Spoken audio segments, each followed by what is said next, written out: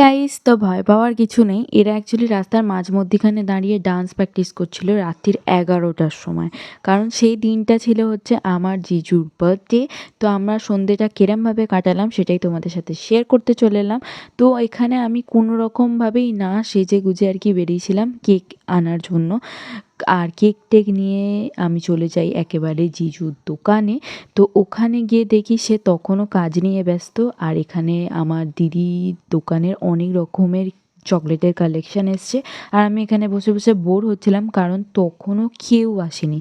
তারপর সবাই সেজে গুজে আর কি রেডি শেডি হয়ে তারপর এসছিল। আসার পর আমরা বার্থডে সেলিব্রেশন স্টার্ট করি। Happy birthday to you, happy birthday to you, happy birthday dear দাদা, হ্যাপি বার্থডে টু ইউ। কেকটা কাটার পরে সবাইকে খাওয়ানো স্টার্ট হয়। তো এর আগের ব্লগটা যারা মিস করেছো তারা জানো না যে আমি বার্থডে কেনাকাটার জন্য গেছিলাম। তো আমি সেখানে গিয়ে এই শার্টটাই পছন্দ করেছিলাম। আর এটাই আমার জিজু সেই দিনকারে নিজের বার্থডেতে পরেছিল। তো আমার তো খুব ভালো লেগেছে, তোমাদের কিরম লাগলো অবভিয়াসলি কমেন্টে জানিও।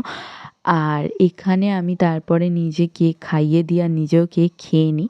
তারপর সবাই আস্তে আস্তে লাইন দিয়ে কেক খাওয়া স্টার্ট হয় আর কি, বড়রা, কারণ ফার্স্টে ছোটরা ছিল, তারপর বড়দের কেক খাওয়া স্টার্ট হয়। আর কেক খেতে খেতেও এত ইয়ার্কি মারা হচ্ছিল যে কি বলবো, যাই হোক। তো এইরকমভাবেই পুরো সেলিব্রেশনটা আমরা ছোটোখাটো ফ্যামিলি মেম্বার নিয়েই আর কি কমপ্লিট করা হয়। তারপর আমার দাদা বলছিল যে কেক নয়, এটা পুরো ভীমবারের মতো লাগছে আর কি, এত বড় পিস হয়েছে। তারপর মাও চলে আসে আর ছোটোখাটো মেনুর মধ্যে কী কী ছিল সেটাই তোমাদের সাথে শেয়ার করলাম।